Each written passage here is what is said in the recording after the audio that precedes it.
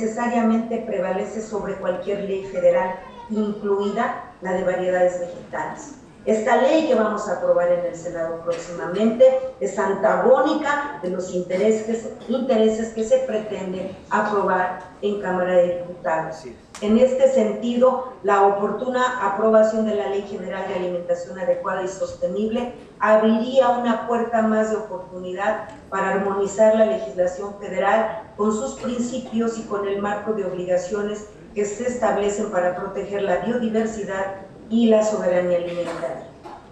Finalmente, y discúlpenme porque me extendí, considero importante precisar que si bien debemos rechazar categóricamente la aprobación de una nueva ley de variedades vegetales en los términos como hasta ahora se han planteado por la Cámara de Diputados, no es factible oponerse llanamente a la actualización legislativa, cuando así lo exigen las circunstancias de cambio en los contextos sociales y económicos. En lugar de ello, lo que debemos buscar es la aprobación de una reforma lo suficientemente discutida para adecuarse a los requisitos mínimos que exigen los acuerdos derivados del Tratado de Libre Comercio, pero haciendo valer un margen de apreciación nacional para no contravenir otros compromisos internacionales adquiridos previamente en materia de derechos humanos, ni romper con la coherencia normativa interna, respetando los principios y obligaciones que emanan de otras leyes federales,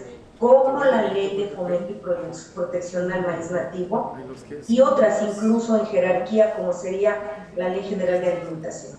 En resumen, lo que debemos rechazar no es la modernización legislativa, sino el sometimiento ciego del Estado a intereses comerciales que, sin garantizar sostenibilidad a largo plazo ni beneficios a la sociedad, irresponsablemente sean capaces de sacrificar los medios para que México llegue a ser una nación verdaderamente soberana.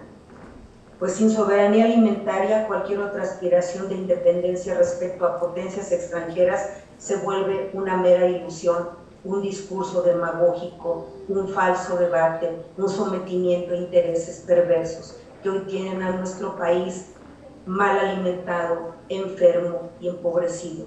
Por todo lo anterior, celebro el compromiso de quien se ratifica en este espacio por parte de las parlamentarias y parlamentarios en la Cámara de Diputados, donde tendrán estos grandes patriotas la lucha en unos días, reconocer el valor que tienen de estar hoy impulsando este foro contra las opiniones que en días pasados han llegado a circular en medio de la discusión que se dará en lo general, por lo que espero yo que sea escuchada la academia especializada, la sociedad civil, y los convoco a que sigamos luchando en la defensa de nuestro patrimonio biocultural. En este mes patrio, ante el tema que hoy estamos analizando, si verdaderamente queremos reconocer a este país independiente, solamente podrá ser independiente cuando nos podamos alimentar a nosotros mismos con nuestros recursos, con nuestras semillas, con nuestros campesinos y libres del yugo perverso del comercio, del dinero, que a todo le pone precio, menos a lo más importante, que es la vida. Que viva México, que viva la libertad, que viva nuestra independencia y que viva nuestra soberanía alimentaria. Muchas gracias. Un abrazo.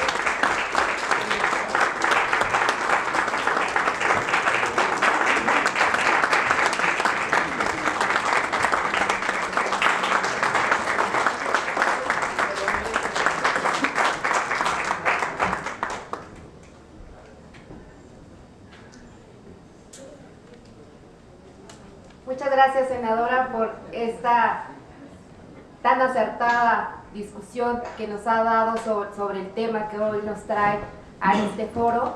Me permito comentarles que la transmisión por redes sociales de este foro se cerrará hasta la participación de la senadora. Sin embargo, la discusión interna que se va a llevar todavía con las demás ponentes y ponentes invitadas, invitados el día de hoy va a continuar. Entonces también los invito a que se mantengan en esta sala. Vamos a seguir con las diferentes ponencias que ya están anticipadas previamente.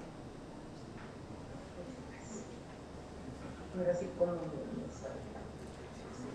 Ahora leeré la semblanza curricular de la doctora Ana Vejer Biulo, quien es investigadora en el Laboratorio de Genética de la Conservación del Jardín Botánico del Instituto de Biología de la UNAM, donde investiga los procesos biológicos y socioculturales que originan y mantienen la diversidad biológica, así como las estrategias que para su conservación se llegan a dar. Trabaja principalmente con complejos de especies que tienen partes domesticadas y silvestres en nuestro país, como algodón, maíz, papaya y vainilla, así como las interacciones del entorno donde se desarrollan.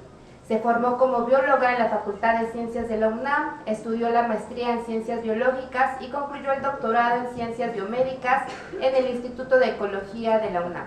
Trabajó 4 años como investigadora en el INIFAP antes de incorporarse al Instituto de Biología y actualmente participa en comisiones y proyectos relacionados con la sustentabilidad, la igualdad de género, la conservación de la agrobiodiversidad y la bioseguridad. Da clases en la Facultad de Ciencias sobre análisis de problemas socioambientales y participa en la formación de estudiantes de licenciatura, maestría y doctorado. En este caso, cedo la palabra a la doctora Ana. Muchísimas gracias. Pues antes que nada quiero agradecer y felicitar a la diputada Claudia Tello por todo este esfuerzo. También estoy muy emocionada por las palabras que me antecedieron, creo que han sido increíblemente atinadas y me parece que han avanzado mucho en las cosas que yo quería mencionar, pero pues vamos a seguir adelante porque yo creo que todavía hay algunas cosas que podemos aclarar. Muchas gracias por la invitación. Bueno, lo que yo les quiero contar y lo que me toca según el programa es platicar un poco sobre las consecuencias ecológicas y evolutivas de la liberación de algodón genéticamente modificado en su centro de origen. La razón por la que esta plática es pertinente en este momento es porque lo tenemos que ver un poco como ejemplo de lo que puede llegar a suceder, no solamente con la introducción de organismos genéticamente modificados, sino que muchas de las variedades mejoradas para características que nosotros no tenemos pueden introducirse en nuestra agrobiodiversidad y tener consecuencias. Entonces, vamos a ver que en el contexto, pues ya se ha dicho, ¿no? Lo que está sucediendo es que estamos cambiando lo que a cientos de generaciones les permitió sobrevivir, les permitió mantenerse vivos y saludables, y eso es la diversidad. No solamente poder utilizar la diversidad, sino el derecho a elegir qué y cómo nos queremos curar, cómo y qué nos queremos alimentar, cómo y qué queremos heredar en conocimientos, y eso es completamente distinto a lo que se está pretendiendo hacer con diversas leyes que dividen todos estos conocimientos y los pasan por un embudo en el cual nos podemos llegar a quedar con una sola forma de conocimiento generado por la observación, tal vez directa y con buenos métodos, pero sin tomar en cuenta todos los antecedentes de las personas que han vivido en esta tierra y la han observado y la han cuidado durante muchísimo tiempo. Podemos llegarnos a quedar con una sola forma de curarnos, ¿no? Quedarnos con un solo planeta que se vea homogéneo. Y lo que pasa con este planeta, pues es que es increíblemente vulnerable, porque justamente al pasar por este embudo nos quedamos sin las alternativas de lo que no sabemos que podrá llegar a ser el futuro. Ya nos comentó la senadora Nancy Sánchez que esto impacta directamente sobre los compromisos de la nación y sobre el compromiso de mantener la diversidad genética. También impacta sobre lo que ya sabemos que tenemos que cambiar. No estamos en 1991, ni el planeta es el mismo, ni nosotros somos los mismos, ni los conocimientos de lo que ha sucedido es igual. Hoy por hoy sabemos que nuestro planeta tiene límites y que estamos viviendo la última década en la que lo podemos aprovechar exactamente de esta manera, digamos, porque después ya no va a ser así.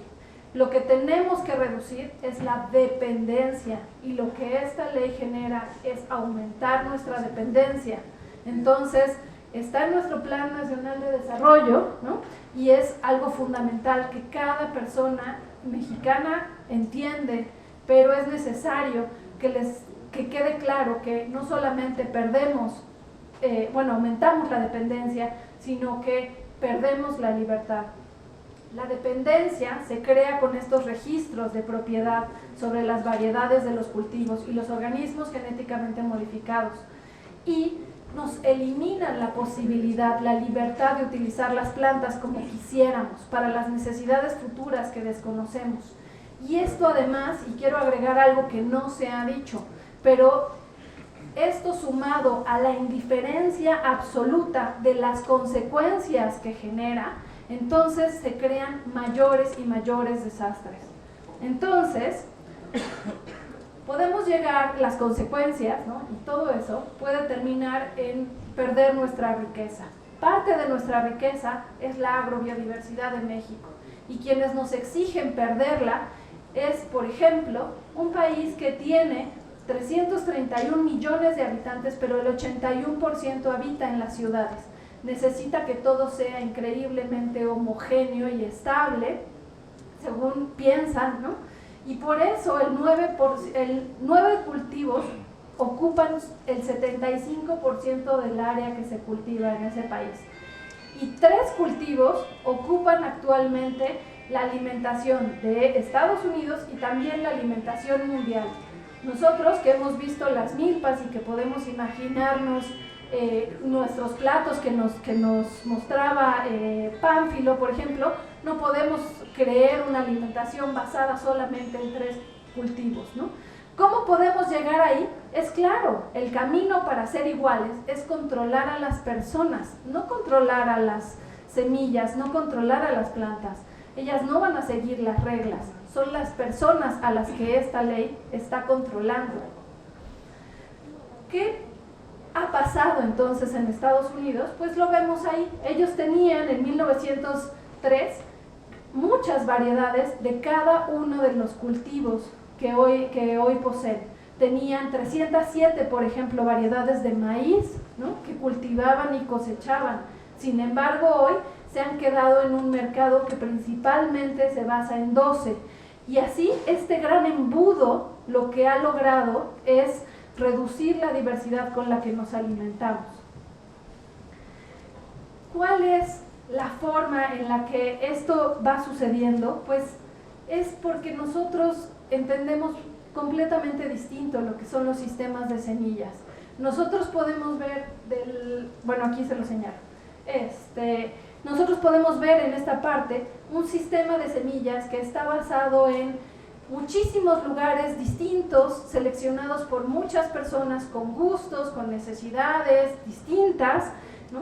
Y cada uno de esos va guardando la semilla, intercambiando la semilla y teniendo aspiraciones de mejorar y de hacer nuevas cosas con su campo, aprendiendo de los que lo antecedieron y viendo a la semilla como como una mercancía, no como un objeto, sino como algo que representa la identidad, parte de la religión, parte de la cura, parte de la salud.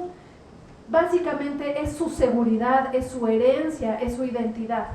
Del otro lado del gráfico podemos ver un mercado creado en los últimos 60 años en donde las experiencias y lo que prometen no ha sido realmente probado, porque llevan en realidad mejorando para una sola condición especial en centros de investigación. Puede solucionar ese problema, pero necesita ser increíblemente homogéneo. ¿Y por qué necesita ser homogéneo y estable? Eso quiere decir poco diverso y poco adaptable a nuevas condiciones, porque la materia que se piensa vender es la semilla. Eso es la materia que se comercializa.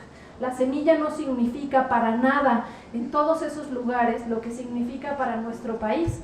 ¿Por qué no? Pues porque ellos se han apropiado de esta identidad. Y ahora que se han apropiado de ello y que tienen todo el poder para lograr venderla, ¿no? Han logrado conquistar y colonizar todos estos mercados en muchísimos países, como ya hemos visto, y lo único que falta es que terminen colonizando nuestra diversidad para que nosotros tengamos que ver a nuestras semillas, cualquiera de ellas, las que sean parte de nuestro sistema, como una materia comercial, como dinero, con el único interés de satisfacer necesidades económicas de la generación presente, del señor o la señora que termina con esa patente.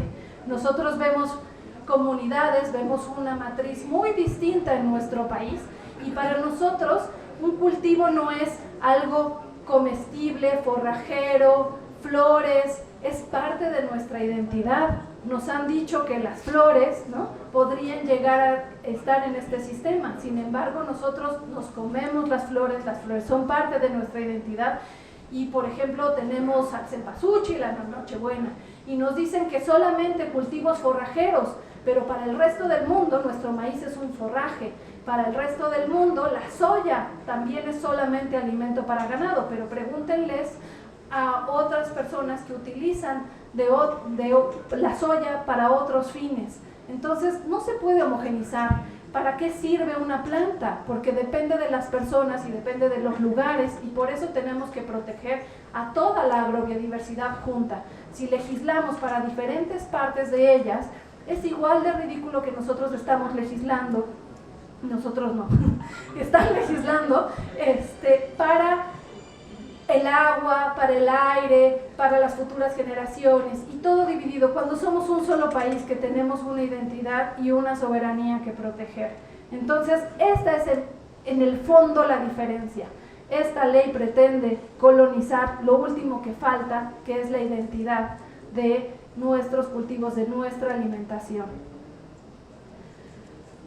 Bueno, ¿cómo sabemos todo esto? Pues porque México es una de las 8 cunas de la agricultura. En México se creó la agricultura de manera independiente. Nosotros no copiamos la agricultura de otros países. Aquí la diversidad cultural y la diversidad biológica juntos empezaron una interacción de lograr seleccionar, cuidar y llevar recursos a los distintos lugares que los fue diversificando. Y entonces tenemos una agrobiodiversidad tan diversa como nuestro país. ¿Qué pasa con la diversidad que es nuestra agrobiodiversidad que fue pasada, ¿no?, como en el caso del maíz y como en el caso del algodón, por ese embudo? Pues tenemos un campo, como lo vemos aquí abajo, que si lo sumamos a varias personas graduadas en las mejores universidades en el mejoramiento genético y mucho laboratorio, etcétera, lo que podemos llegar a lograr es un poquito de diferencia, pero no hay laboratorio que logre hacer lo que hicieron miles y millones de años de evolución, de diversificación. Entonces no podemos perder esto porque no hay nadie que nos lo pueda reponer. Eso no lo deberíamos de poner en riesgo. México es el centro de origen y de diversidad del algodón.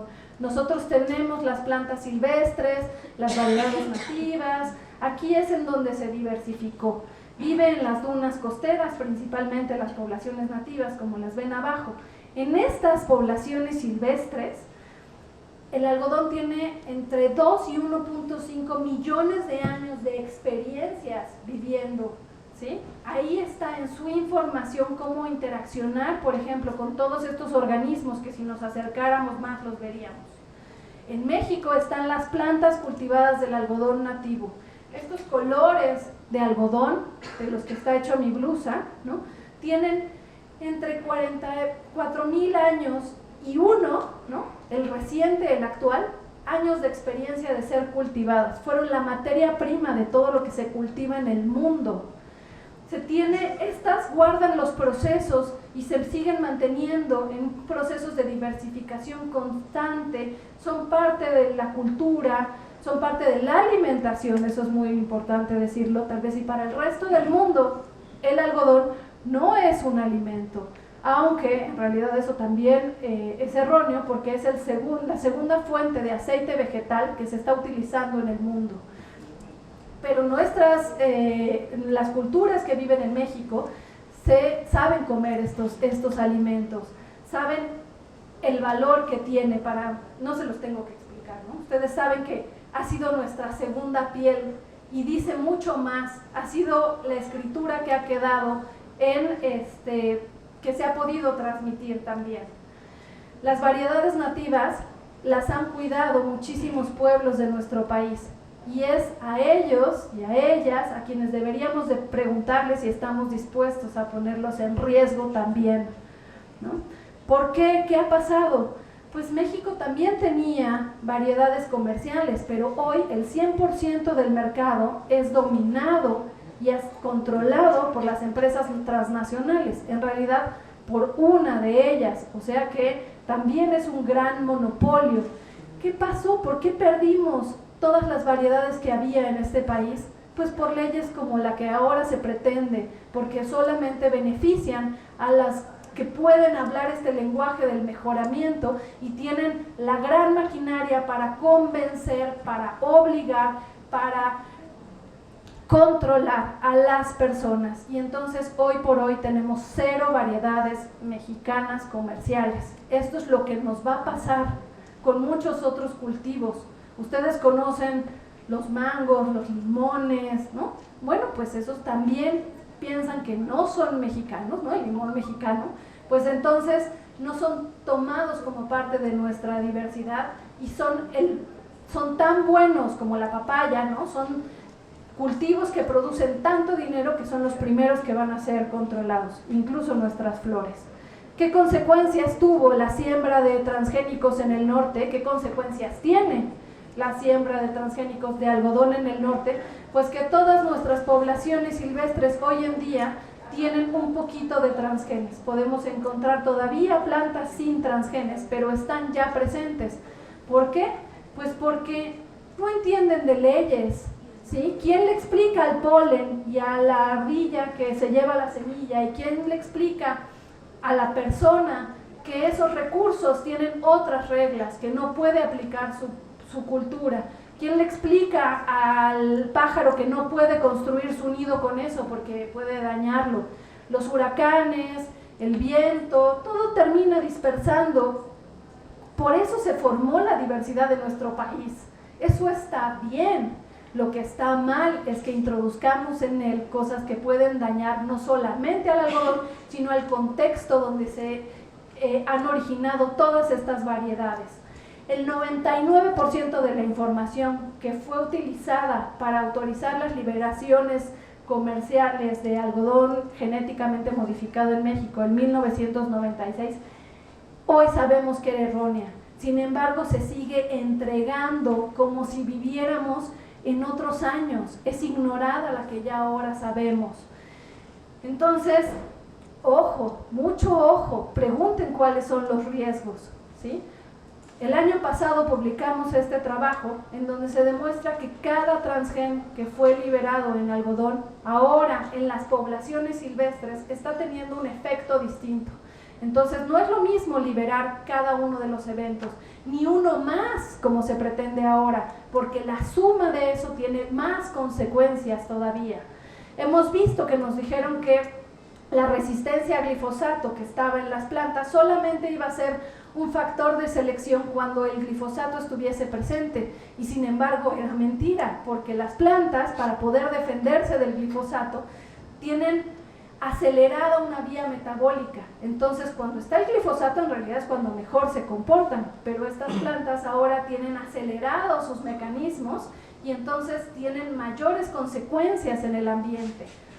Consecuencias distintas a las que tienen los veteolos que se defienden de las plagas, ¿no? Que no son plagas porque están ahí en la duna costera donde yo les conté.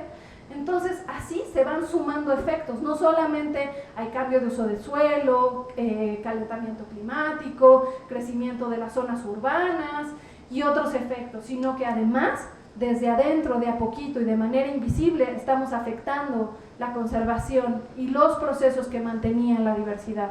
Este efecto genera no solamente problemas en las plantas, sino que en las comunidades, ¿no?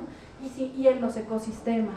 Y entonces, gracias a esto, hemos perdido también el derecho a decidir qué queríamos hacer con nuestros recursos, poder seleccionar. Ahora ya no podemos porque estos genes están patentados, son propiedad de las empresas, y si ustedes quisieran lucrar, tal vez no han decidido demandarlos, pero podrían, y con esta ley se les van a dar todos los dientes y yo diría las garras, ¿no?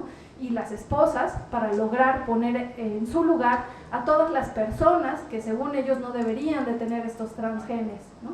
Hemos perdido la posibilidad entonces, posibilidades de satisfacer los intereses de las siguientes generaciones y estamos dañando el derecho al medio ambiente sano de ustedes y de las siguientes generaciones.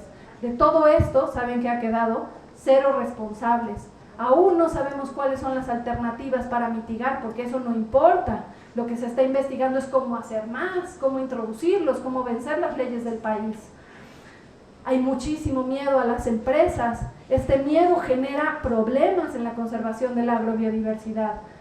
Genera también un gran poder en las empresas. Eso es lo que les estamos dando, el poder para que vengan a hablar directamente con nuestro presidente, que vengan a hablar directamente a las cámaras, que vengan y vayan a hablar directamente con los campesinos, con todo su poder. ¿Cuál es la alternativa? Ya la sabíamos, es como hemos sobrevivido durante muchísimo tiempo. La gestión y la conservación de la biodiversidad ha permitido el uso de 7,000 de las 250,000 especies de plantas del mundo, no 3. Nosotros somos los que estamos tomando la decisión de meternos en este cuello de botella. Esto ofrece las alternativas útiles para el cambio climático. No necesitamos crearlas en un laboratorio, simplemente tenemos que conocer lo que ya conocían muchas otras personas y que han mantenido esos conocimientos y que, ojo, se están perdiendo. Necesitamos mantener las funciones del ecosistema, no alterarlas secretamente. Entonces, hace 25 años, la idea de cultivar transgénicos en su centro de origen, como es el caso del algodón y del maíz, nos condenó a todos nosotros a pagar estas consecuencias. Esto no es gratis, esto nos va a costar muy caro y nos está costando. Esto es porque está vivo, esto cambió y seguirá heredándose para las siguientes generaciones.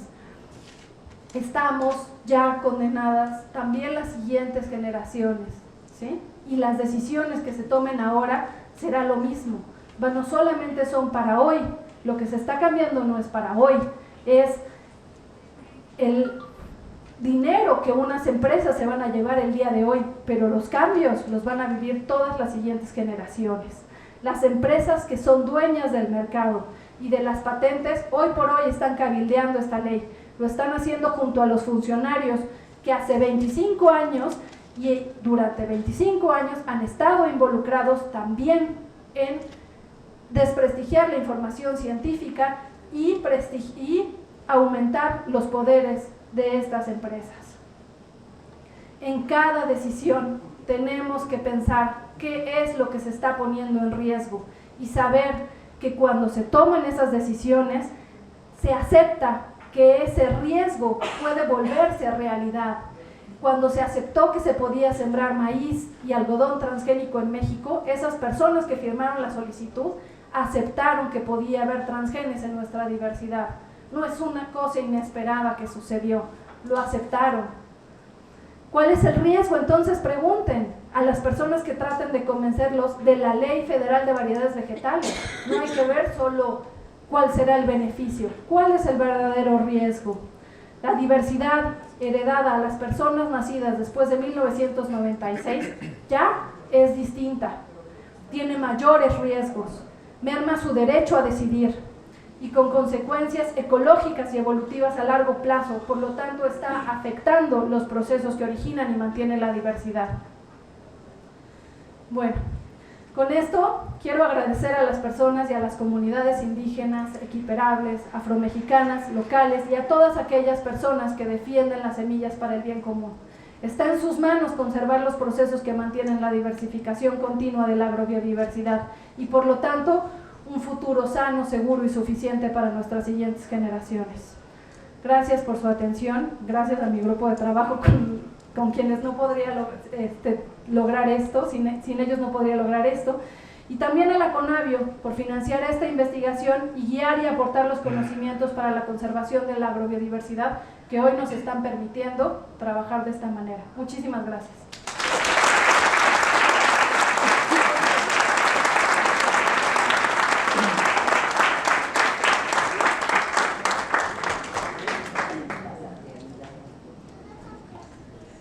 Agradezco esta participación de la doctora quien nos permite repensar el paradigma del actual sistema agroalimentario y cómo es fundamental que las semillas y la riqueza genética con la que cuenta el país necesite cuidarse y protegerse de la constante pérdida, y esto debido a que es producto del interés del actual monopolio que ha imperado por mucho tiempo. Doy paso a la lectura del doctor Esteban Ordiano, quien es doctor por la Universidad de Salamanca, España, maestro en Antropología Social por la Universidad Nacional Autónoma de México y licenciado en Etnohistoria por la Escuela Nacional de Antropología e Historia. Es profesor de Antropología Médica y Antropología del Cuidado de la Escuela Nacional de Enfermería y Obstetricia, investigador independiente sobre derechos y culturas indígenas, biocultura y acceso ético a los recursos genéticos en México. Fue asesor y vocero de la Organización de Médicos Indígenas del Estado de Chiapas durante la controversia sostenida contra el proyecto de bioprospección de la ICGB Maya durante los años 1999 a 2000. Ha publicado distintos artículos sobre conocimiento tradicional y uso terapéutico de la biodiversidad, así como sobre el saqueo de la biocultura y biopiratería en México. Doy la palabra al doctor Ordiano. Hola, muy buenas tardes. Muchas gracias por la invitación. Agradezco mucho este espacio y compartir muchas experiencias, ¿no? A escuchar a varios investigadores, ¿no? Que han antecedido y pues han dado un panorama bastante amplio a todo este contexto, ¿no? Mi participación estará enfocada un poco a esta narrativa relacionada con la experiencia, ¿no? Que sucedió hace 22 años y que también en un mes de septiembre, pero del 14 al 15, se suscitó aquí en la Ciudad de México este seminario sobre bioprospección y biopiratería, ¿no? Para debatir acerca de esta problemática que se da en México y en varias partes de la región latinoamericana, ¿no? Conforme a lo que viene siendo la apropiación por medio de las patentes, ¿no? De los recursos biológicos. Para mí es importante recordar todo esto, ya que pues lo tengo bastante consciente y cada vez que se puede promocionar, difundir esta problemática, ¿no? Sobre cómo la ciencia, aquellos que accedemos, hacemos prospección del conocimiento tradicional, muchas veces pecamos o hemos pecado, ¿no? En apropiarnos de ese conocimiento a través de la publicación, ¿no? Sin el reconocimiento ético sobre ese conocimiento obtenido a partir de la participación, ¿no? De los desarrolladores originarios, ¿no? Como son campesinos, indígenas, y en este caso terapeutas tradicionales, ¿no? Llamémosle médicos tradicionales, ¿no? Mi caso, pues es el conocido por muchos, ¿no? que se dio en 1999 en la región Altos de Chiapas, y se trata sobre entender que al acceder al conocimiento tradicional, ¿no? Pues estamos haciendo una colaboración, ¿no? Con los desarrolladores originales. Por lo mismo es importante entender que esto de patentar atenta contra el desarrollo comunitario o de esos conocimientos desarrollados a lo largo de siglos, como ya varios de los que me han antecedido han expuesto. Entonces, por lo mismo, hablar de biocultura y biopiratería, pues es hablar de ese conocimiento que han desarrollado los pueblos originarios, campesinos, a lo largo del tránsito de los siglos, sobre uso y manejo de la biodiversidad, ¿no? Frente al fenómeno de biopiratería, que es algo que tiene unas décadas, ¿no? Esta terminología que se ha usado principalmente para señalar a ese mal proceder, ¿no? Que muchas corporaciones han desarrollado para obtener la exclusividad comercial, ¿no? y bueno, también la exclusividad del recurso genético, ¿no?, que tienen muchos pueblos originarios, ¿no?, como viene siendo la biodiversidad. Bueno, ya han hablado mucho de la biodiversidad, pero también hay que centrarnos en esa biodiversidad cultural, ¿no? México es uno de los países con mayor diversidad cultural, ¿no?, de Latinoamérica, ¿no?, y en el mundo. Esa diversidad, tanto en el sentido de su ubicación geográfica, ¿no?, también ha generado conocimientos específicos a lo largo de todo el país, ¿no?, no solo en el ámbito de plantas comestibles, ¿no?, como las variedades que se están hablando, sino también sobre uso, manejo de fauna, flora, ¿no?, tanto acuáticas como terrestres, ¿no? Y en este sentido, pues estamos viendo esa diversidad pues mucho más extensa, ¿no? También esas variedades vegetales pueden ser usadas en los terapéuticos, ¿no?, porque también es parte de esa diversidad más que del consumo y, bueno, y de lo importante que es la alimentación. Bueno, ya han planteado mucho acerca de qué es la biodiversidad. Yo me centro en el convenio sobre diversidad biológica de Río, principalmente para hablar e incluir estos otros ambientes, ¿no?, marinos y ecosistemas acuáticos, complejos ecológicos, etcétera, que están en todo el planeta, ¿no? Y en ese sentido, pues, la diversidad que tiene México, ¿no?, principalmente en el sureste, ¿no?, donde tenemos selvas, ¿no?, muy importantes, y con ello, pues, amplio campo para el desarrollo de conocimientos y prácticas de uso de esa biodiversidad. Aquí es donde hacemos uso de este término sobre la biocultura, ¿no?, que también tiene algunas décadas de haber sido planteado por los antropólogos, ¿no?, y bueno, también ha sido, pues bueno, y por biólogos, ¿no?, que han trabajado en conjunto, ¿no?, pues es todo este desarrollo que ya hemos venido señalando sobre cómo el ser humano ha adaptado y adoptado estos recursos naturales para, ¿no?, para desarrollar, alimentarse, cuidarse, ¿no?, construir, ¿no?, su sistema de vida, ¿no? Entonces, en este sentido, pues vamos a entender lo que es la biocultura, ¿no? También hacemos y nos vamos a acercar un poco hacia lo que vienen siendo los conocimientos tradicionales o locales, ¿no?, que estos también tienen que ver con ese, para referirnos al sistema de conocimientos de un grupo étnico, ¿no?, principalmente rural, que se ha desarrollado localmente y que, bueno, se ha compartido. Y bueno, más adelante creo que alguien va a hablar sobre derechos colectivos, y esto es importante porque es lo que aquí plantea la lucha en contra de la biopiratería. Para la mayoría de acceso a conocimiento local, pues bueno, se requiere de profesionales con técnicas para sondear, explorar y obtener información, ¿no? Muchos de los que estamos presentes, pues hacemos eso, ¿no?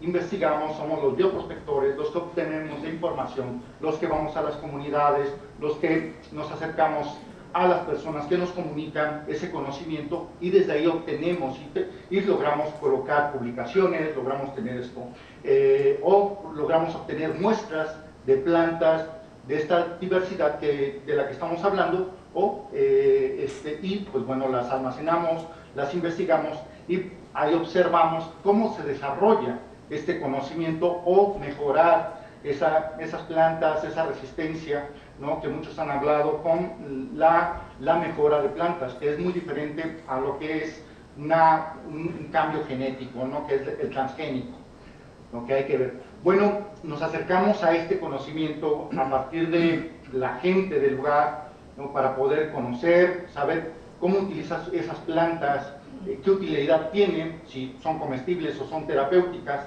en fin. Y bueno, vemos que este conocimiento nos ha traído provecho a lo largo de muchas décadas de investigación, ¿no?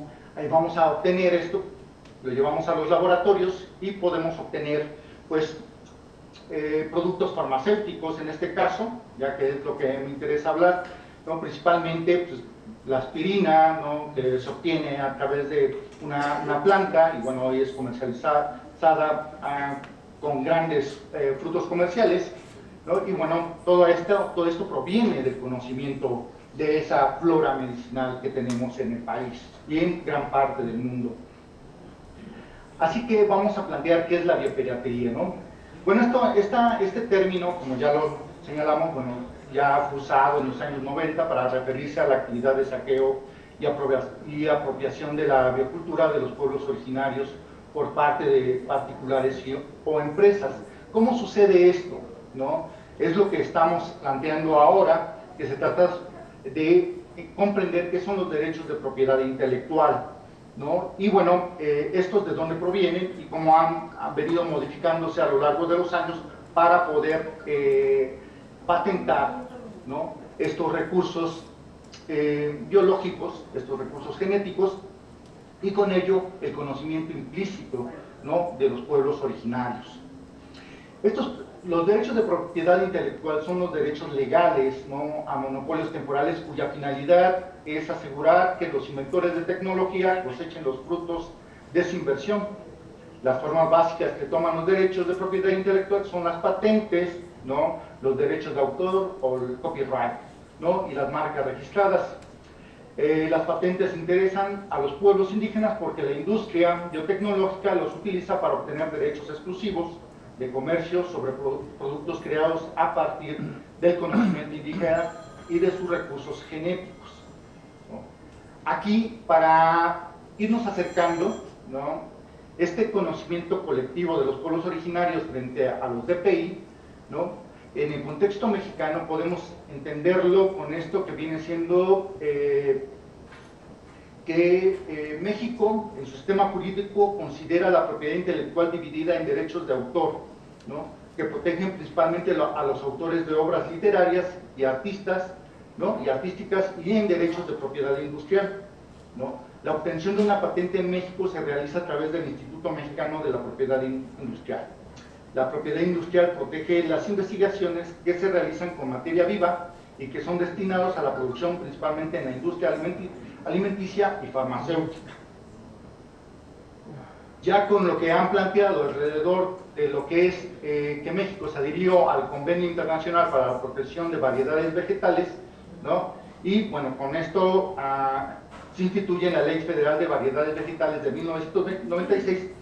Bueno, México o los obtentores o los desarrolladores locales se encuentran en un peligro, ¿no?, porque estos conocimientos sean particularizados, ¿no?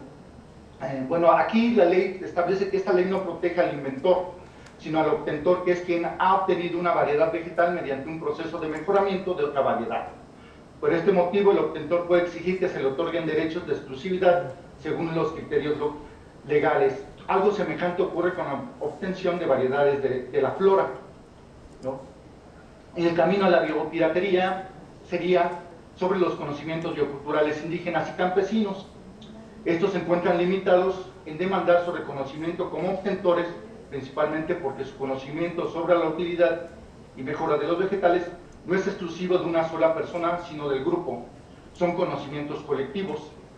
En el caso del maíz también es considerado como sagrado, ¿no?, lo cual implica un valor espiritual más amplio al mero carácter legal, ¿no?, que muchas veces es lo que se discute.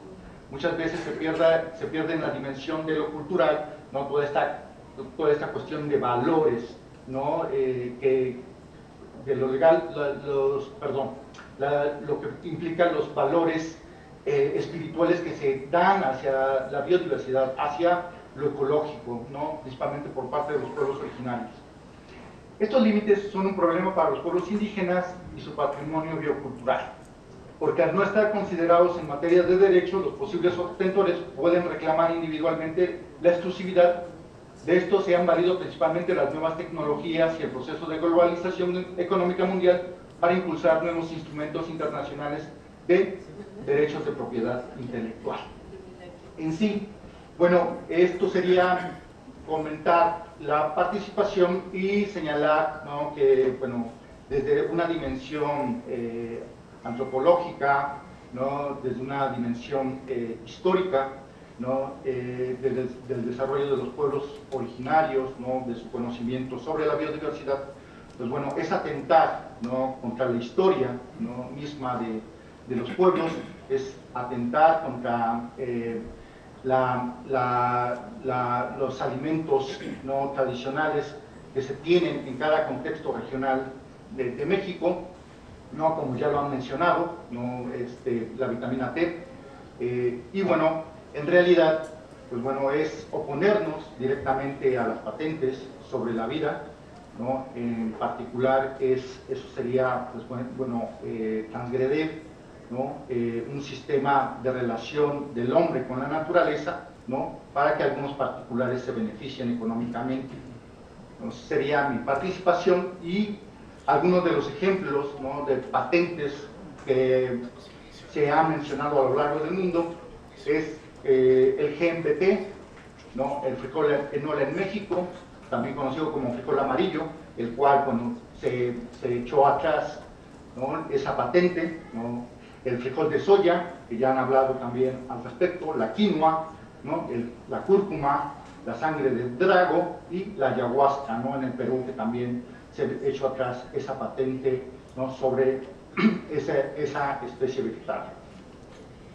Y bueno, algunas de los datos de referencia de consulta, pues bueno, entre otros que también ya se pueden extender, ¿no?, con lo que han participado los anteriores ponentes. Y bueno, hasta aquí le dejaría mi participación. Agradezco mucho esta invitación. Gracias.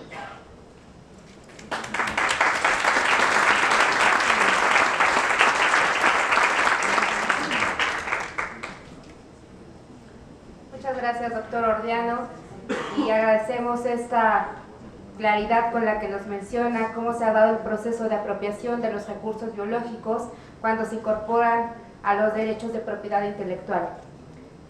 Ahora leeré la semblanza curricular del doctor Óscar Arnulfo de la Torre de Lara, licenciado en Derecho por la Universidad Autónoma de Aguascalientes y doctor en Derechos Humanos y Desarrollo por la Universidad Pablo de Olavide de Sevilla, profesor investigador del Departamento de Derecho de la Universidad Autónoma de Aguascalientes y miembro de los núcleos académicos en las maestrías de Derechos Humanos de la Universidad Autónoma de San Luis Potosí, la maestría en Investigaciones Sociales y Humanísticas de la Universidad Autónoma de Aguascalientes, así como en el doctorado interinstitucional en Derecho. Participa en actividades de investigación y de educación jurídica popular y acompañamiento de procesos populares en el Centro de Estudios Jurídicos y Sociales, MISPAC, de Aguascalientes, y forma parte del comité editorial de la revista Redes de Derechos Humanos y Estudios Sociales. Es miembro del Sistema Nacional de Investigadores Nivel 1 del CONACYT. Adelante, doctor.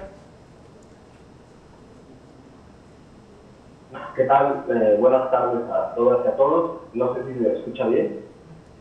Sí, muy bien, adelante. Bien, gracias. Bueno, primero agradecer la invitación a este foro tan importante, ¿no?, acompañado de gente tan capaz y tan experimentada en esta materia, y especialmente al doctor Alejandro Espinosa por la invitación. Bueno, yo voy a poner mi presentación. A mí me toca hablar sobre las alternativas jurídicas fuera de los tratados comerciales para la protección del patrimonio cultural de los pueblos y comunidades fuera de los tratados de libre comercio. Bueno, también agradezco la participación de todos los demás ponentes. Creo que han dicho cosas que ayudarán a comprender mejor lo que yo voy a decir, que se enfocará más en la cuestión jurídica. Bueno, en primer lugar, es necesario comprender que el derecho, pues, es un campo en disputa. Creo que en la actual administración federal esto queda muy claro, ¿no?, por los cambios que están a nivel nacional en la cuestión jurídica, ¿no? Bueno, esto quiere decir que todo orden jurídico, pues, está inscrito en un contexto social y se caracteriza por unas relaciones sociales y de poder específicas, ¿sí? Es decir, el derecho tiene usos múltiples, como múltiples son los actores que lo usan de forma estratégica en función de sus propios intereses. Y en el contexto de la globalización existen una pluralidad de fuentes de órdenes normativos con distintos niveles de efectividad y eficacia, así como de objetivos y racionalidades, ¿no? Creo que el caso que nos ocupa en este foro lo muestra claramente, ¿no? Pues esto contradice, o se muestra cómo será esta contradicción con la percepción dominante ya crítica respecto a la coherencia y homogeneidad del derecho vigente. Entonces, para hablar de alternativas jurídicas, pues es necesario tomar en cuenta que estas dependen no solo de la normatividad en sí, es decir, del derecho positivo, sino de la interpretación y el uso que realizan los pueblos y comunidades y sus aliados en la defensa de su patrimonio cultural, es decir, quitarnos esta visión o fetichizada del derecho, ¿no?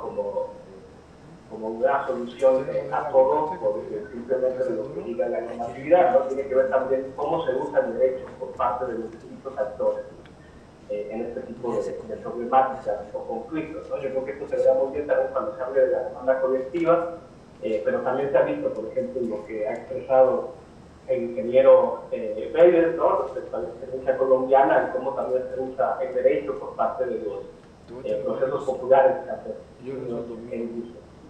Pero bueno, un poco lo que muestra esta problemática es una esquizofrenia legal, ¿no? Es decir, el orden jurídico vigente en México está constituido, a grandes rasgos, por los derechos fundamentales reconocidos en nuestra Constitución y en los tratados y convenios de derechos humanos celebrados ratificados por México, es lo que se conoce como bloque de constitucionalidad.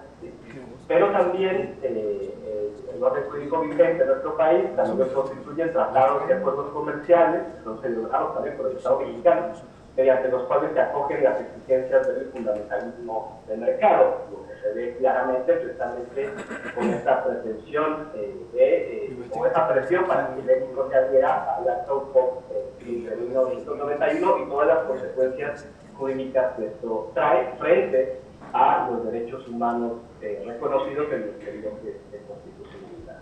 Entonces, estos órdenes normativos operan simultáneamente y no solo interactúan entre sí, sino que se intersectan y se interpenetran, provocando una esquizofrenia legal en la que las múltiples fuentes normativas, ya sean nacionales e internacionales, pues generan escenarios de contradicción y conflicto, por lo cual estamos haciendo el análisis de esta cuestión. Respecto en concreto de la iniciativa de reforma a la Ley Federal de Variedades Vegetales, pues como ya se ha dicho por los otros ponentes, los ponentes, esta reforma en el marco del INTEMEC pretende obligar a nuestro país a adherirse al Acta UPOC de 1991, cuyo cambio esencial respecto al Acta de 1978 está en privilegiar, como ya se dijo, los derechos de propiedad intelectual de las empresas por encima de los derechos de pueblos indígenas y campesinos ligados a su patrimonio biocultural tan importante por todo lo que han expresado los que me han antecedido, ¿no? Entonces la iniciativa, acorde con el Acta UPOC de 1991, pues contraviene derechos reconocidos en el bloque de constitucionalidad, mismo que tiene prioridad frente a los tratados comerciales, ya que los tratados en materia de derechos humanos están jerárquicamente por encima de los tratados de naturaleza económica. Precisamente por eso es el bloque de constitucionalidad, porque estos tratados, estos convenios en materia de derechos humanos forman parte de la Constitución, ¿no? Y hay que atender al principio de supremacía constitucional que está por encima de estos acuerdos de tratados comerciales, ¿no? En este sentido, la iniciativa de reforma a la Ley Federal de Variedades Vegetales acorde al Acta UPOC de 1991 no cumple con las obligaciones contraídas por México en materia de derechos humanos ni con los estándares internacionales mínimos en relación a los derechos de pueblos y comunidades indígenas, afromexicanas, campesinas y comunidades equiparables. Pero sí es beneficio exclusivo de intereses comerciales privados y en detrimento del bien común, el interés público y social, como ya han expresado muy pertinentemente, por ejemplo, muchas experiencias quienes me han antecedido. En concreto, me voy a referir a algunas violaciones en concreto, pero no se limitan a estas. Por por ejemplo, se menoscaban los derechos de estos pueblos y comunidades al afectar su patrimonio biocultural y la agrobiodiversidad de sus territorios, en términos del artículo 1 y 2 de la Constitución, el 1 y 11 del Pacto Internacional de Derechos Económicos, Sociales y Culturales, 4.1, 6 y 7.4 del Convenio 169 de la OIT, octavo y 16.5 del Convenio de Diversidad Biológica, 11.8 y 26 del Protocolo de Cartagena, ¿no? Pero no es limitativo a eso. También se menoscaba, ya se expresó también aquí, el derecho a la alimentación, nutritiva, suficiente y de calidad, reconocido en el artículo 4 de nuestra Constitución, y el 11 decide este derecho a la alimentación es en interdependencia de los derechos a la salud, de un medio ambiente sano, a la autosuficiencia alimentaria, la producción campesina y la disponibilidad de semillas adaptadas a las condiciones agroecológicas de los territorios que ocupan o utilizan, así como la calidad e inocuidad de los alimentos, por el uso de agrotóxicos asociados a la agricultura industrial y la biotecnología moderna. Muchas de estas innovaciones que nos presentan como que nos vienen a salvar del hambre, pues están vinculadas a la resistencia a este tipo de productos que utilizan la agricultura industrial, como son los agrotóxicos.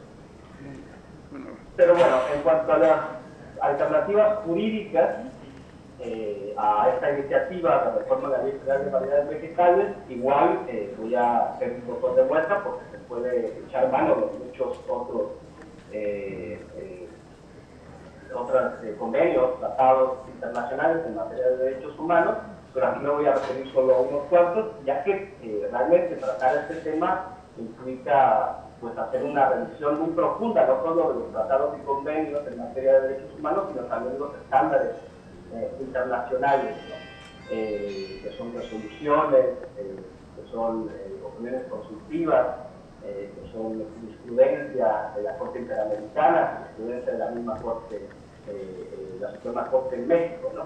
Pero bueno, solo por mostrar algunas de las cuestiones a las que hay que poner atención en función de este bloque de constitucionalidad al que me he referido. Por ejemplo, en términos del artículo 2 de nuestra Constitución, se reconoce la composición pluricultural de la nación y la cultura e identidad de los pueblos indígenas, afromexicanos y comunidades equiparadas, ¿no? Entonces, la privatización de las semillas afectaría la preservación de la cultura e identidad, ya se expresó muy bien recientemente, y el desarrollo sustentable de estos implica un daño a sus derechos territoriales. Es decir, hay que comprender también que estos saberes, estos conocimientos asociados a la biodiversidad, pues son parte de los derechos territoriales de los pueblos indígenas, campesinos, afromexicanos y comunidades equiparables. Y de reformarse la Ley Federal de Variedades Vegetales, debe hacerse acorde con el artículo 2 de nuestra Constitución, cosa que no está, es decir, los pueblos indígenas y campesinos son los grandes olvidados en esta iniciativa de reforma a la Ley Federal de Variedades Vegetales, como en muchas otras normativas que existen en el país, ¿no? También, en relación al Pacto Internacional de Derechos Económicos, Sociales y Culturales, pues este pacto reconoce el derecho de los pueblos a disponer libremente de sus riquezas y recursos naturales, precisamente como el patrimonio biocultural, y en ningún caso podrá privarse a un pueblo de sus propios medios de subsistencia, como las semillas y el resto del patrimonio biocultural. También reconoce el derecho de toda persona a estar protegida contra el hambre y obliga a las partes a tomar las medidas necesarias para mejorar los métodos de producción, conservación y distribución de alimentos mediante la plena utilización de los conocimientos técnicos y científicos. Y aquí es importante también reconocer que precisamente los conocimientos, los saberes campesinos e indígenas y sus técnicas de cultivo tradicionales, pues también son biotecnologías, ¿no? Últimamente que es biotecnología hecha, por decirlo así, a otra escala. Y estos saberes deben ser reconocidos y estas técnicas deben ser reconocidos como tales y que, como dijo la doctora Ana hace unos momentos, pues estos conocimientos asociados a la biodiversidad pues nos han permitido sobrevivir a los seres humanos durante cientos de años, ¿no? Y eso es muy importante reconocerlo, ¿no? Y bueno, de esto se desprende que en tanto medios de subsistencia, riqueza biocultural y recursos naturales, todos los pueblos deben disponer pues, libremente de las semillas sin ser privatizadas, ¿no? Como se plantea en el Acta UPOC de 1990. El convenio 169 de la Organización Internacional del Trabajo pues, es un convenio sumamente importante, ¿no? Un convenio vinculante para el Estado mexicano, que forma parte de este bloque de constitucionalidad, y este establece que se deberán adoptar las medidas especiales que se precisen para salvaguardar a las personas, las instituciones, los bienes, el trabajo, las culturas y el medio ambiente de los pueblos indígenas, ¿no? Lo que se vincula precisamente con la agrobiodiversidad de sus territorios. Y mandata establecer las medidas para proteger y preservar el medio ambiente de los territorios que habitan y respetar la importancia especial que, para las culturas y valores espirituales de los pueblos, tienen en relación con los territorios, entendidos como la totalidad del hábitat que ocupan o utilizan de alguna u otra manera, y en particular los aspectos colectivos de esta relación.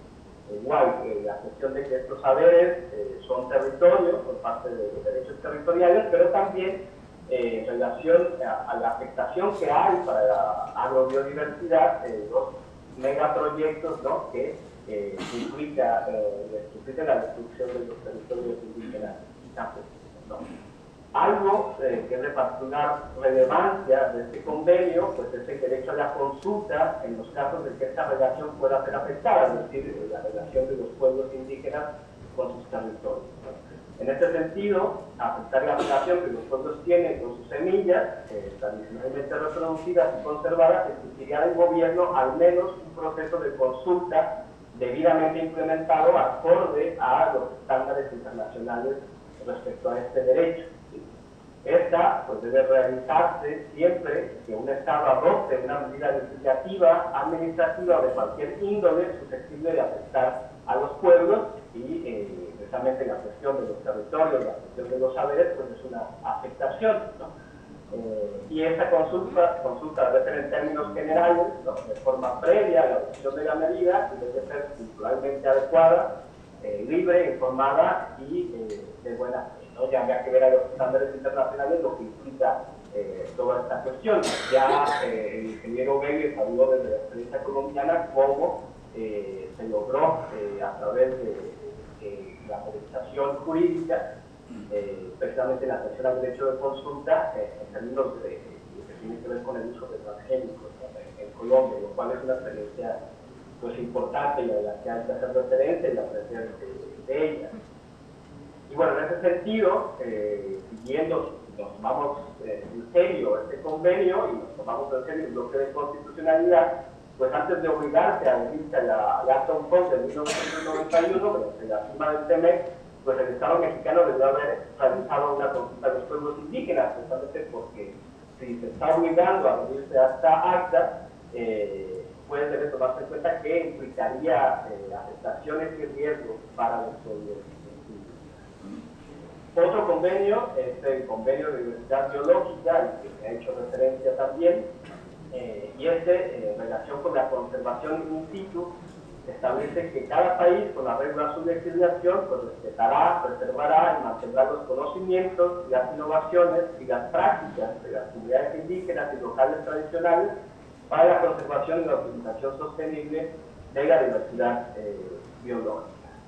Y también reconoce que las patentes y otros derechos de propiedad intelectual pueden influir en su aplicación, por lo que, conforme al derecho internacional, las partes deben velar porque esos derechos apoyen a la conservación y la utilización sostenible de la diversidad biológica y no se opongan a los objetivos del convenio, lo cual, como tal, han expuesto las otras participaciones, pues los títulos de obtentor y las patentes pues no apoyan a esta conservación y utilización sostenible de la diversidad, sino que atienden más bien a intereses comerciales de grandes empresas.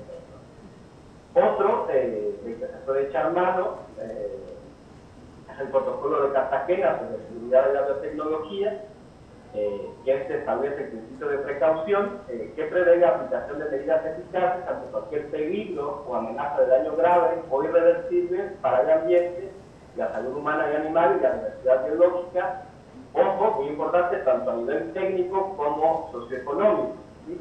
Por el uso de organismos genéticamente modificados y sus paquetes tecnológicos. De hecho, el decreto que prohíbe el uso de maíz transgénico y glifosato está fundamentado en este principio de precaución, ¿no? Este principio, en términos coloquiales, pues lo que dice es que es más vale prevenir que curar, ¿no? Por hacerlo muy sencillito lo que expresa, ¿no? Lo que dice, y pues las decisiones que se tomen en la materia deberán seguir invariablemente este principio de derecho internacional. Y, repito, son de destacarse las consideraciones socioeconómicas que están en el artículo 26, resultantes de los efectos de los OGM para la conservación y la optimización sostenible de la diversidad biológica, especialmente en relación con el valor que ésta tiene para las comunidades indígenas y locales, ¿no? Es decir, no solo la cuestión que tiene que ver con la salud y el medio ambiente, que es muy importante, sino también las consecuencias que tienen para la cultura, la identidad, la economía de estos pueblos y comunidades, ¿no? En ese sentido, el convenio pues alienta a las partes a cooperar en la esfera del intercambio de información e investigación sobre los efectos socioeconómicos de los organismos genéticamente modificados, especialmente para las comunidades indígenas y locales.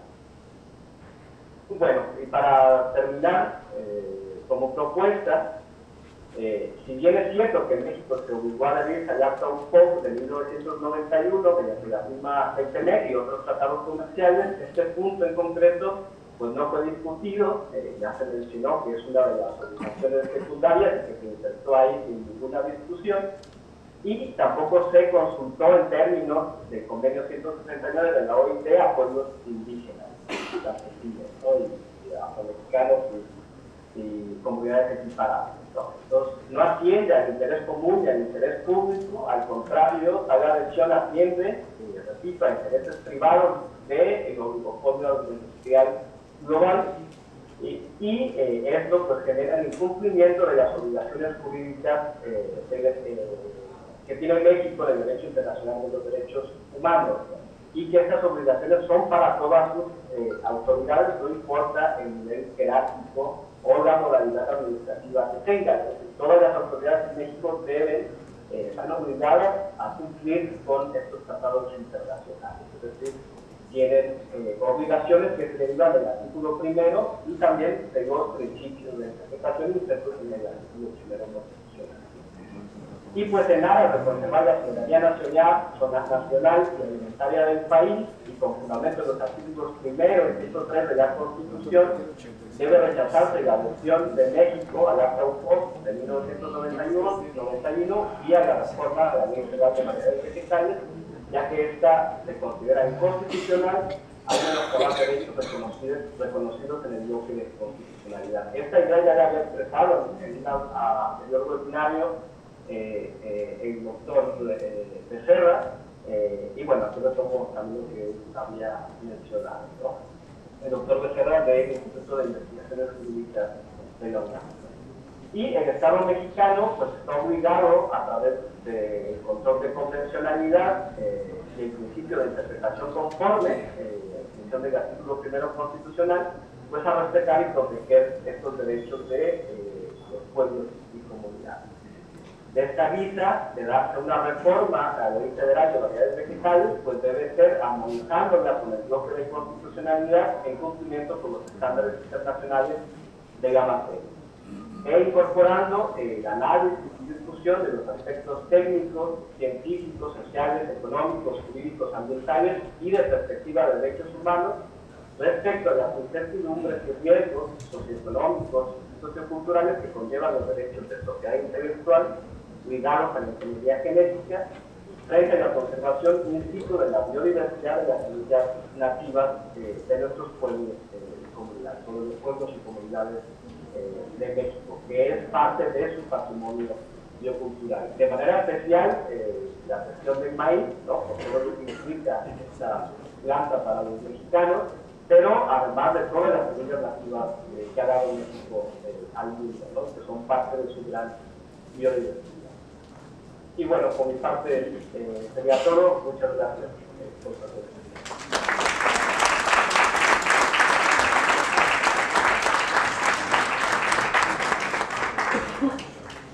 Muchísimas gracias a usted, doctor Óscar Arnulfo. Es grato recordarnos lo indispensable que es anteponer la gran relevancia que tienen los derechos humanos de los pueblos y comunidades indígenas, así como de la población en general, y estos tendrían que estar por encima de los derechos y los intereses comerciales de los privados. Finalmente, haré la lectura de la semblanza de la doctora Mercedes López Martínez, quien es doctora en Estudios Latinoamericanos por la Facultad de Filosofía y Letras de la Universidad Nacional Autónoma de México, es directora de Bioorgánica en la Ciudad de México y directora de la Asociación de Consumidores Orgánicos y representante de la colectividad demandante contra el maíz genéticamente modificado. Ponente y conferencista y galerista a nivel nacional e internacional en México con comunidades indígenas, campesinas, sindicatos, universidades, servidoras públicos, militares e integrantes de diferentes partidos políticos, en temas relativos al liderazgo de género, ámbito laboral, empoderamiento femenino, formación de formadores, planeación estratégica, soberanía alimentaria, defensa del maíz y la milpa, así como cambio climático, entre otros. Adelante, por favor. Bueno, pues muchas gracias. ¿Se escucha bien? Sí. Bueno, pues muchas gracias por la invitación a CONACYT, a Silogem, al doctor Alejandro Espinosa, y también por la apertura y por el compromiso de la diputada Claudia Tello y de la senadora Ana Lilia Rivera, bueno, que ha luchado toda la vida a nuestro lado en defensa de la biodiversidad de los maíces. Y gracias también por dar la posibilidad de brindar una voz desde la demanda colectiva contra el maíz genéticamente modificado, que es como estoy yo hoy presente. Y bueno, desde la demanda colectiva maíz vemos como una seria amenaza a la reforma de la Ley Federal de Variedades Vegetales y a la posible también incursión a UPOV 91, sobre todo porque, como ya quienes me antecedieron han explicado, pues se pretende legalizar el despojo, se pretende también aplicar restricciones y castigos contra las comunidades campesinas que han desarrollado semillas, alimentos sagrados y preservado la biodiversidad desde hace siglos. En el caso específico del maíz, del cual México es centro de origen y diversificación permanente, como ya Ana nos explicó, todas las semillas tienen que van enriqueciendo, se van evolucionando también.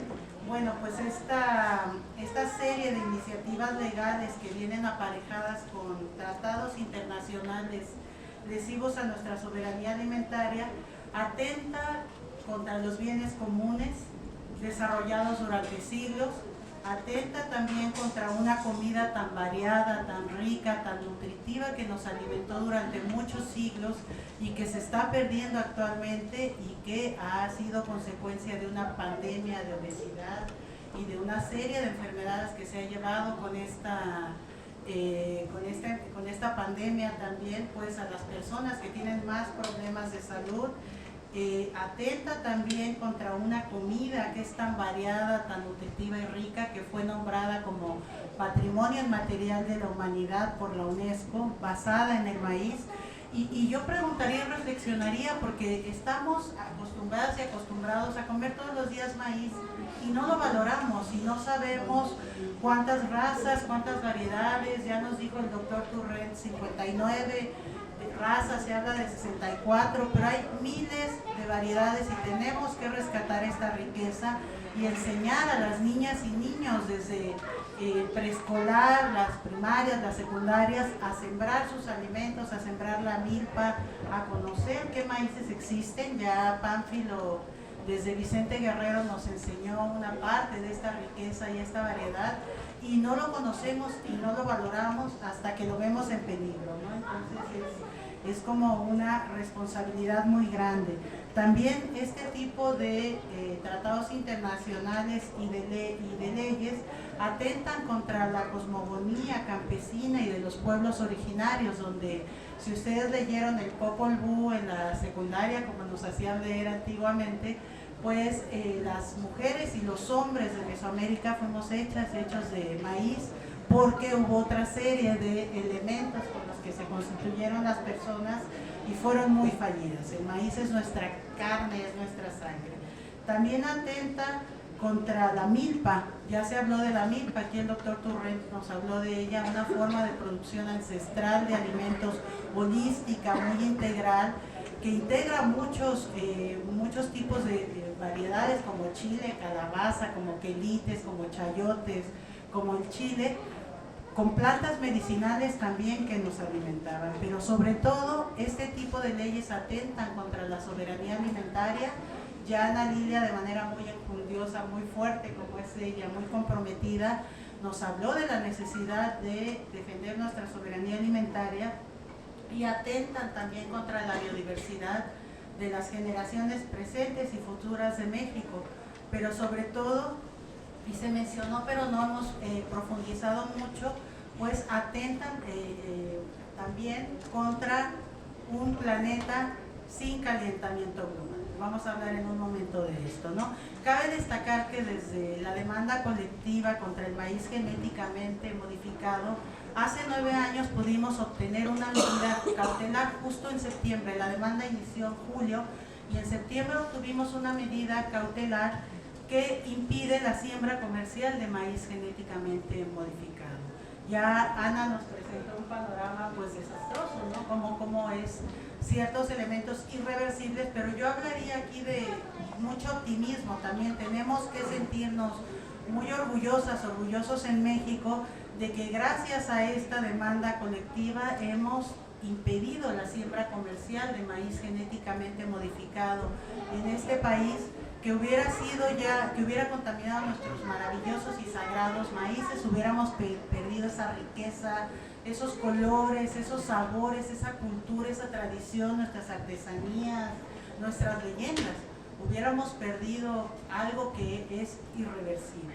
Y bueno, también esta demanda es importante decir que está integrada por 52 personas y 22 organizaciones de las comunidades campesinas, artísticas, de consumo, de la academia comprometida, de la ciencia comprometida, de mujeres, de pueblos originarios, de cocineras tradicionales y chefs, de personas que consumimos maíz, pues que somos millones también, no solo en Mesoamérica, en Estados Unidos, en África, en Asia, y que, bueno, esta demanda, pues acompañada por un comprometido equipo jurídico, nos ha permitido ganar importantes batallas desde el ámbito legal contra estas poderosas empresas transnacionales, de cuyo nombre no nos quería dar Pánfilo, pero se presentaron ahí en su diapositiva, que se quieren adueñar de las semillas y alimentos de todo el mundo y que se están adueñando de las tierras, del agua, de toda una serie de bienes comunes.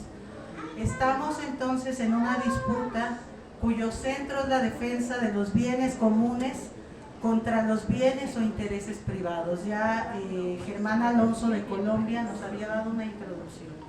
Y aquí Hugo Matelli nos dice, ¿qué son los bienes comunes? Nos dice, aquellos de la colectividad que deberían desempeñar una función constitucional de tutela de lo público frente a la propiedad privada, donde el Estado actúa usualmente para favorecer la privatización de los bienes comunes, entre ellos los bienes públicos que administra el Estado, sin que haya mecanismos jurídicos o constitucionales de rendición de cuentas de las acciones privatizantes sobre los comunes. ¿Qué pasa? Se quedan impunes estas empresas mineras que están causando muerte de sus trabajadores, muertes impunes que se quedan enterrados, que están destruyendo las tierras, estas empresas de fracking. Entonces, esta disputa de apropiarse de los bienes comunes contra estos intereses neoliberales privados. Y bueno, ¿qué nos dice Hugo Matelli? Que los bienes privados son un paradigma que concibe a un homo economicus maximizador, individualista, narcisista, devastador de ecosistemas y producto del marketing. Esa es la disputa, eso es lo que está detrás de estas leyes, de estos tratados internacionales, y en este sentido tenemos como dos ámbitos muy diferentes también, ¿no? Entre los bienes comunes, pues ya nos había hablado Ana y a algunas otras de las personas que me precedieron, de la biodiversidad biocultural también de México. México es el quinto país biodiverso en el mundo dentro de 17, después de Brasil, Colombia, China e Indonesia. ¿Y qué tenemos a cambio? Pues un modelo de agricultura industrial que mediante conversión de petróleo en comida produce, se dice el 30, hay quien dice que hasta 45% de gases de efecto invernadero que están calentando el planeta y que están causando esta devastación. Cada vez vemos que hay mayores sequías, inundaciones, huracanes que están destruyendo el planeta, la tierra contaminada, el agua contaminada por los agroquímicos, por los agrotóxicos, estos despojos, esta desertificación del planeta. Entonces aquí vemos cómo funciona un tipo de intereses de los bienes comunes contra estos bienes privados. México, centro de origen y diversificación permanente del maíz contra los maíces genéticamente modificados, acompañados de este glifosato que es cancerígeno.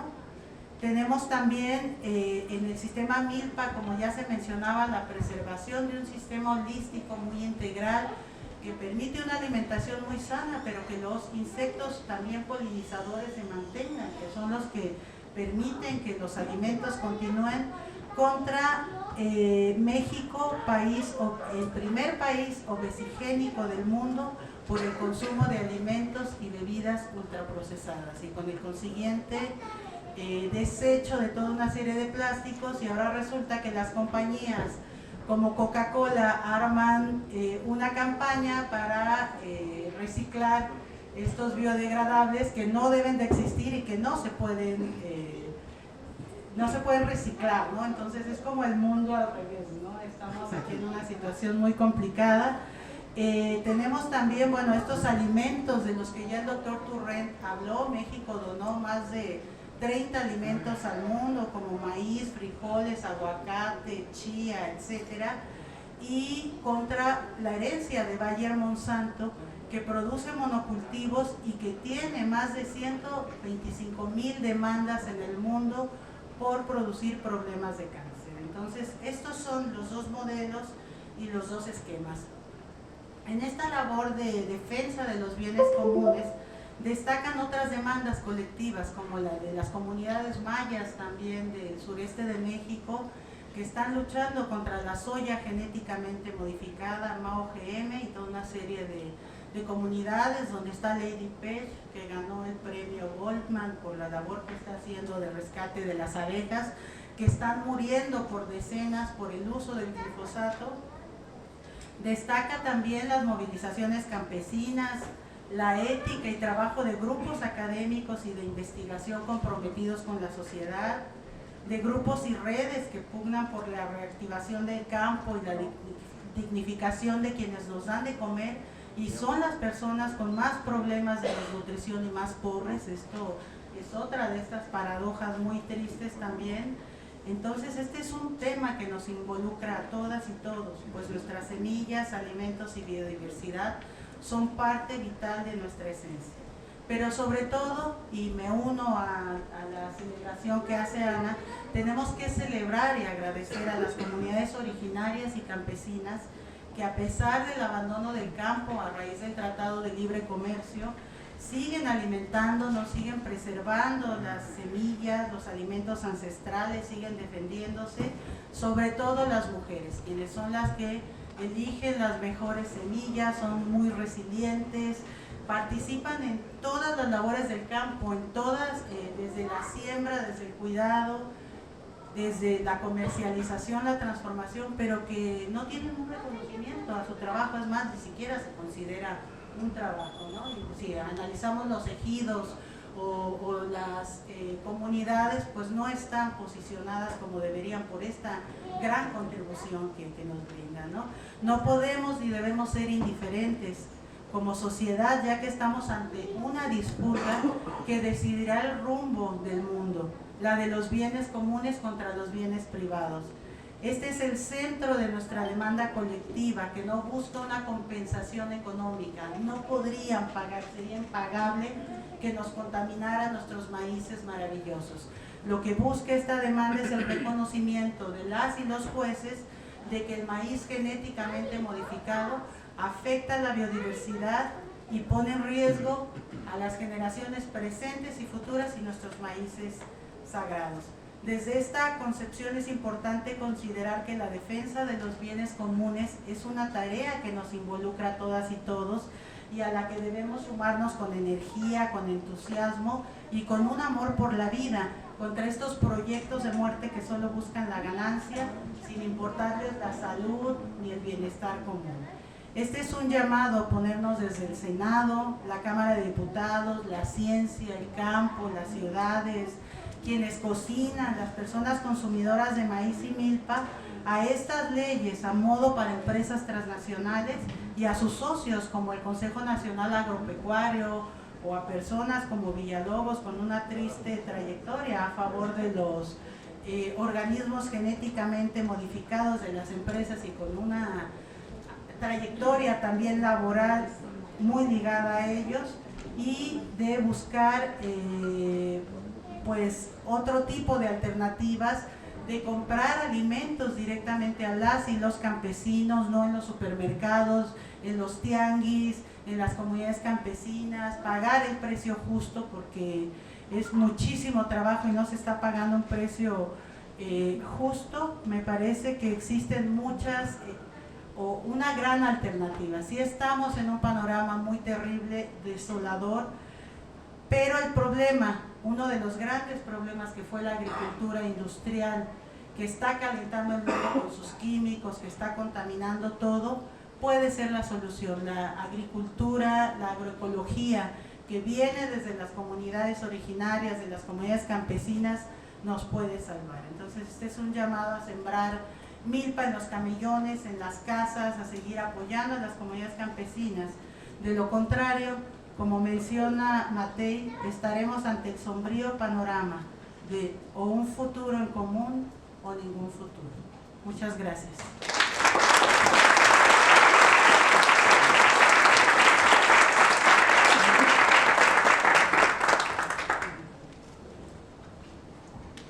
Con estas últimas reflexiones que nos da la doctora Mercedes, damos por concluida estas actividades con las ponencias de cada una y uno de los ponentes que estuvieron con nosotros el día de hoy.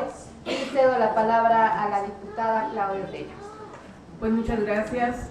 Fueron varias horas aquí muy importantes que necesitamos nosotros conocer, saber. Hay una serie de preguntas, les queremos decir que se van a enviar las respuestas por correo. Es el compromiso. Este es nuestro primer webinario en relación al tema, no el último. Y quiero decirles que se transmitió la información, este foro, a través de CONACYT y de Cámara de Diputados, por Twitter, Facebook y YouTube. Entonces lo podremos seguir revisando y estamos a sus órdenes para cualquier situación que se necesite, mayor información o incluso el hacer algún otro foro. Muchas gracias a todos, a todas. ¿Sí? Alfonso Jesús Herrera Guadarrama, floricultor, y también tiene una empresa de micropropagación de plantas. Se ha estado hablando mucho del maíz, sobre todo, pero también ya terminó. Ya está como a 5 minutos, no me está hablando un señor. ¿Vale? Pues sí, yo no puedo perder bien, güey. Bueno, una de las presiones a las que estamos sometidos por las empresas transnacionales es precisamente haciendo uso de la Ley Federal de Variedades Vegetales vigente y con la que probablemente se apruebe. El problema es, como hace rato dijo el doctor Martínez, de que esta UPOP 91, este acuerdo, este convenio, pues prácticamente es para monopolizar. Digo esto porque desgraciadamente nosotros también estamos haciendo un poco de fitomejoramiento. Probablemente acá la doctora que viene del Jardín Botánico conoce al maestro Jerónimo Reyes Santiago, Panuncio Jerónimo Reyes Santiago.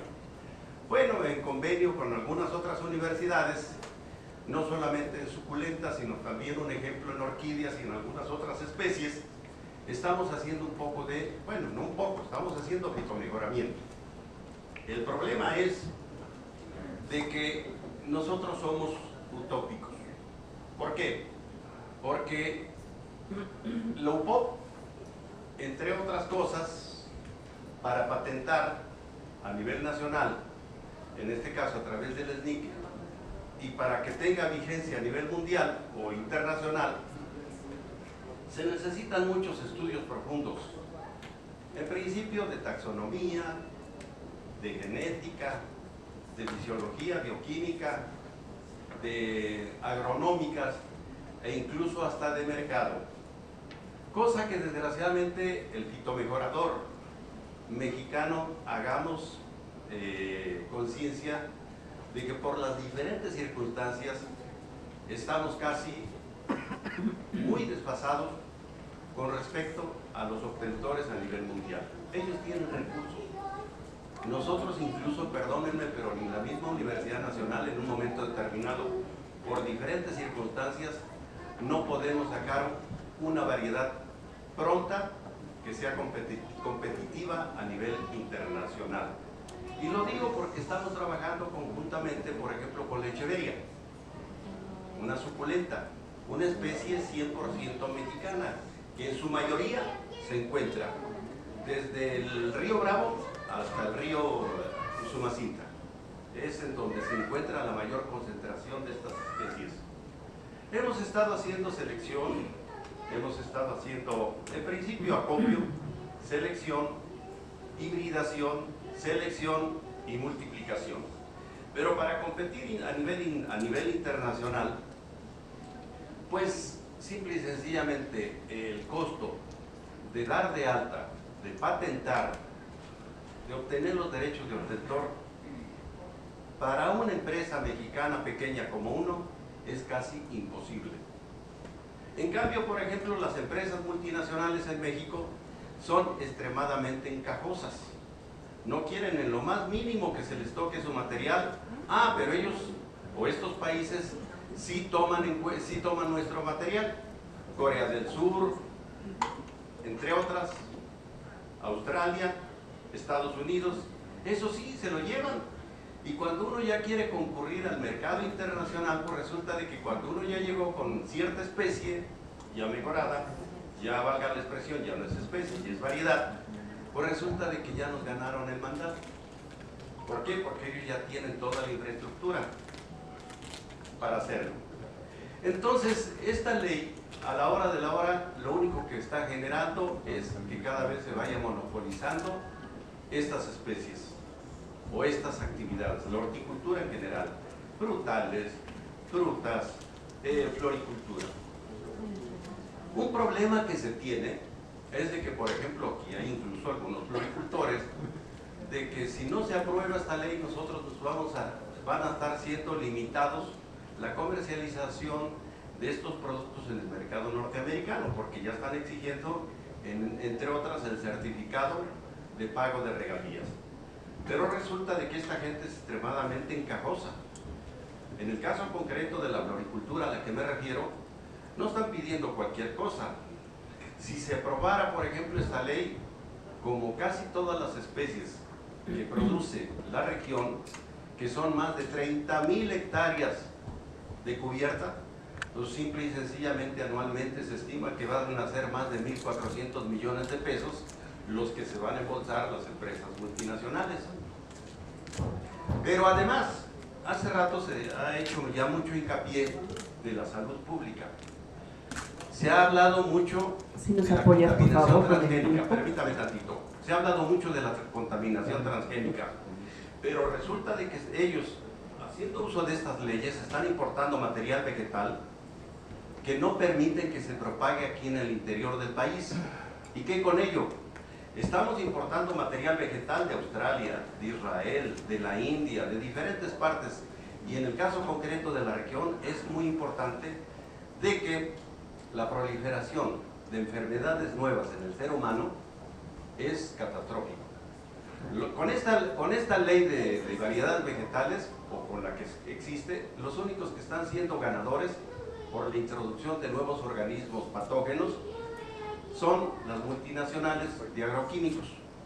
Entonces, yo traje por acá un escrito en donde está siendo reforzado por especialistas de diferentes universidades y de algunos otros productores y genetistas y de diferente área, incluso por ejemplo del mismo doctor Francisco Ramírez y la doctora Taide Morales Santos, y yo quisiera que por favor la consultaran, ¿no? Ahí ya viene con más amplitud y pido claro que ojalá sí, con todo puedan gusto. Consultar. Muchas gracias. Sí, un minuto.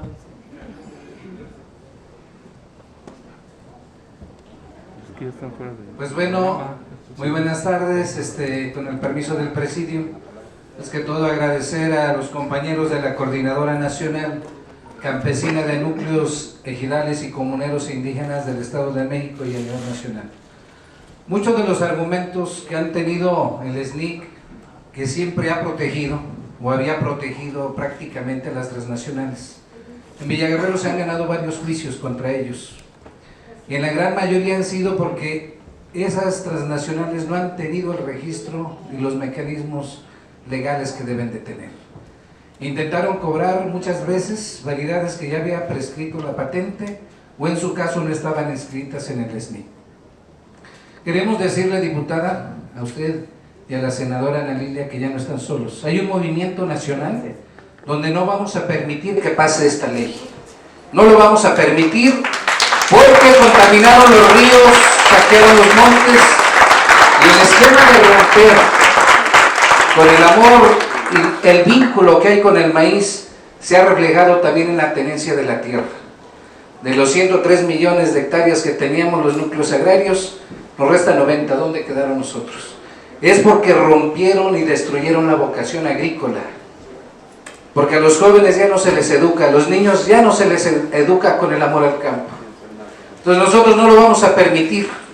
Queremos hacerles llegar una invitación, porque va a haber 2 eventos importantes en el Estado de México.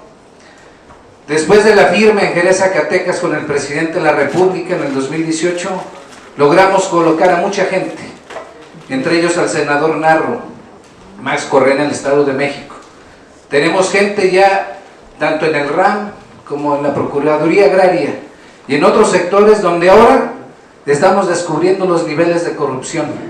Su servidor participamos en la defensa por el Nevado de Toluca.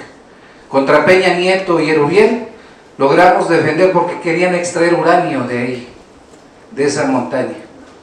Entonces queremos decirles que no están solos, porque luego es el argumento que tienen: ¿dónde está tu gente? Habemos millones de campesinos, diputada, que estamos con ustedes. Y esta ley, de una vez lo decimos, no va a pasar. Gracias.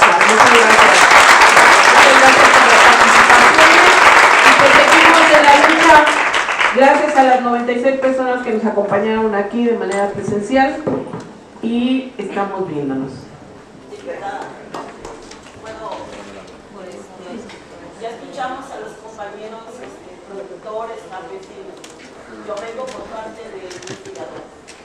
Tenemos que barrer la gente neoliberal y tenemos que hacérselo saber al presidente de la República de que si continúa con eso nuestras cabezas que son neoliberales y que nos impiden avanzar en esto, nunca nos van a escuchar. ¿Por qué? Porque nosotros somos una parte mínima. Yo trabajo con productores otomísimas aguas y viera qué tristeza da que ni siquiera dejan acercarse y que, por ejemplo, nuestros grandes representantes, pues nada más les preocupa la figura política, la figura de andar de aquí para allá, pero nosotros que no figuramos necesitamos su apoyo para cambiar este tipo de cosas.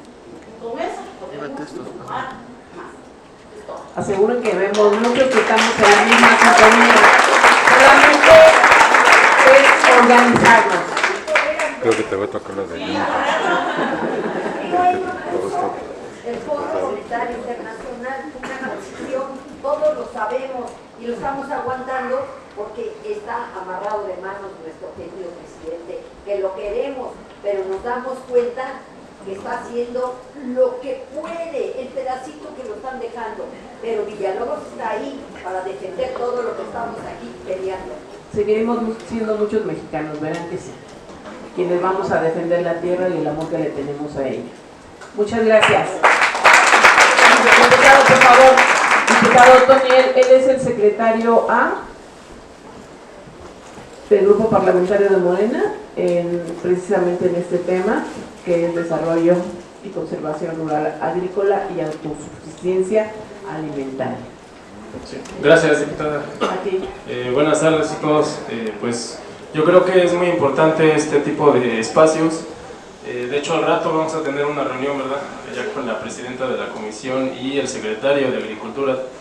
Entonces yo creo que sería importante pues llevar desde aquí algún documento, ¿no?, de lo que ya se ha vertido aquí, de los diferentes ponentes, y entregárselo pues a las 5 tenemos la reunión con él. Eso es una propuesta, que se pudiera hacer algún documento, algún escrito, algún posicionamiento y entregárselo directamente al secretario de Agricultura hoy en la tarde, y pues igual una copia, ¿no?, al presidente, al secretario de Gobernación por lo menos, para que se llegue, pues que se sepa, ¿no?, se haga un poco más de ruido la posición de todo lo que aquí se ha comentado. Nada más quería comentar eso. Gracias.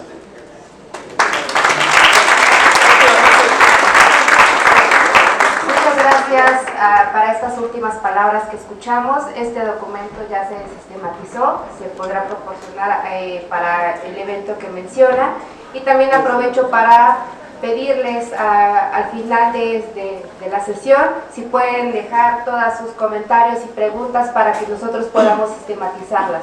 Muchas gracias.